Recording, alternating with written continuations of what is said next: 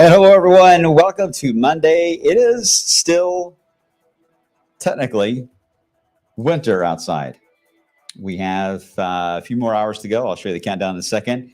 So enjoy the last final moments of winter before it goes away. But boy, it did go away with a bang, right? Temperatures in the teens this morning and lower 20s. So certainly didn't want to leave without saying something, but it didn't give us any snow. I mean, we had some snow showers this weekend. Yes, saw those, but we did not get, the kind of snow that we were hoping for. Now, are we done with snow? No, only because you're like, you always say that, but we are not exactly wrapped into a warm pattern just yet that is likely going to lock in. We still have a very active jet, especially a lot of blocking going on in Canada. So there is still risk for a cold pocket or two to drop down into the lower 48, even into April. That is possible. They just have very limited staying power. As soon as they drop down, they are forced right back out again. So that's the only thing that's a bummer about that, is that we could have some of those events as far as dropping down in colder weather happening right when we are trying to get ready for Thunder over Louisville and the Derby events and all that kind of stuff. So we don't want that. But I'm seeing that idea show up in the long range. But as far as snowfall, no, I do not see anything in the outlook for snow. So that's the reason why I don't have a snowboard up for today. Ashley, I would like spring without storms. Yes. Yay, it's spring. It's almost spring. We're getting there. And Shirley, good morning from Western Kentucky. Good morning to Brandon as well. All right. As always, you can comment on Facebook and Twitter, YouTube. You can put emojis in there, whatever you want to fly through the area, as long as it's appropriate. I will see it flying, and so will those that are watching right now. Unless you're on Roku and Fire Stick, you can't see all the comments, and you're wondering who in the world am I talking to right now. All right, so let's get into the setup, which I thought that was set, but it's not. Hold on one second. Hopefully this doesn't mess up what you see at home. Hold on one second. I'm going to fix it. Yep.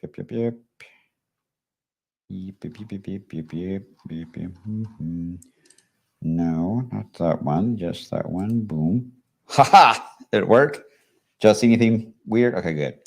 All right. Sorry, I had to do a little bit of that TV magic for you guys on this Storm Talk day. All right, let's get to the outlook. Well, we're not outlook from the Storm Prediction Center for the next few days.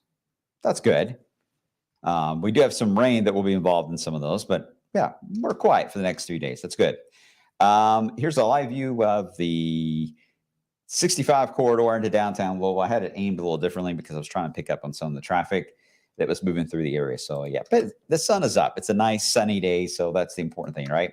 All right, countdown to spring. Here is the official clock. As of this recording, if you're watching live with me right now, we are 7 hours and 53 minutes away. It's at 5:24 this afternoon. I want everyone at 5:24 to jump outside.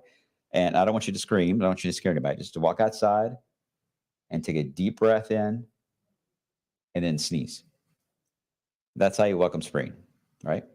Again, 5:24. Hopefully you have a good time with the dogs walking around the neighborhood this afternoon. I know it's a little cool out, but they'll enjoy it, especially with the sun out. The dogs will get real excited. So it's a good dog walking day coming our way. All right. So what does that all mean? Well, first off, we got winter that's still got a firm grip on the area. We've had, again, those teens this morning. 28 in Louisville now. We dropped to 24 officially this morning. 25 in Munfordville. 14 is what you were in Campbellsville. You're now up to 25. So you see what dry air will do. It'll allow temperatures to really climb each and every minute. And that's exactly what we're going to see for the day today. Otherwise, you look at the lower 48, there's not much really happening. It's a bit chilly there on the beaches in the Gulf Coast, same for the Carolinas. But this is our mess that is coming our way. And let me explain how we're going to get to this mess. All right, first off, the short range, Futurecast has a decent handle on the reversing here of the wind, trying to warm things up. Now, clouds are going to increase because we do have a mini wave, if you will, that is going to pass through Tuesday night into Thursday. This is not really the main part that we are tracking for Thursday and Friday, but it's a little mini wave, okay? It is going to be light rain, but it is going to overspread the area, and this looks to be, I would say, after sunset tomorrow night into your Wednesday. And you see it doesn't really hold together very well, but it does look like it's going to be a fairly widespread chance of some light rain. Okay, it'll move on by. But then you notice at the very end, as we get into Wednesday, okay, now we're getting some yellows and oranges showing up. It gets more convective because now we're dealing with a warm front trying to establish across Missouri and Illinois.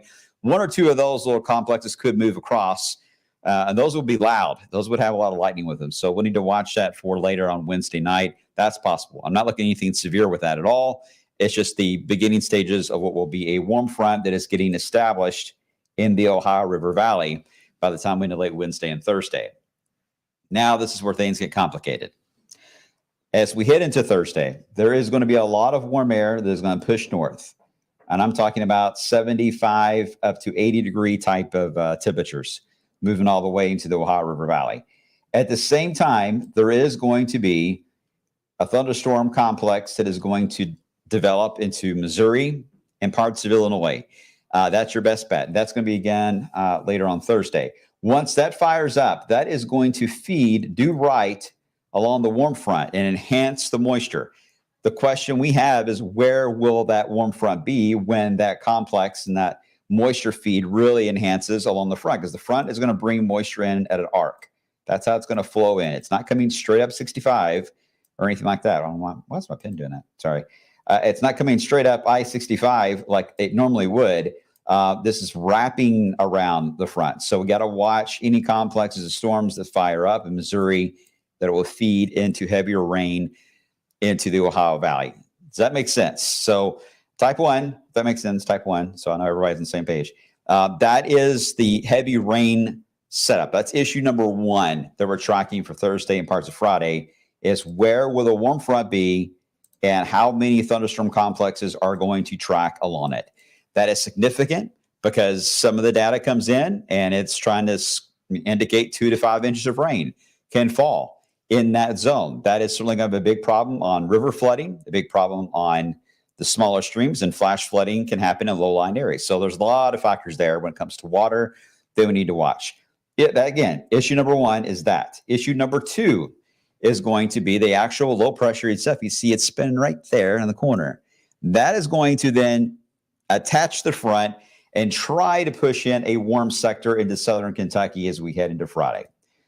Try is key because along that boundary, the heavy rain is going to continue. So you're not going to get severe weather here. It's all about heavy rain, too many clouds, too much of a steady rain, severe threat, not an issue. But in southern Kentucky, in Lexington area and 64 and Point South, that is a zone to watch. That is a zone to watch. Now, I've seen this go many different ways. I really have. So there's not a thing I can really tell you that I'm looking at here and thinking, oh, you know what? History is telling me that normally when I've seen that, it goes way up high and we get severe weather every single time. That's not true. I have witnessed many times, especially in colder seasons, which this is still a cold season, where you try to get that warm push of air, but the warm front is just locked in. Cold air, again, is heavy. It's very stubborn, doesn't move out of the way. Once it's found a home, it's like, no way, warm air, you just stay out of here. So basically, we end up with a protector, if you will, of severe weather, and we end up keeping the severe threat down more into the deep south, and we just end up, maybe some thunderstorms could form, but severe weather would be a little more unlikely.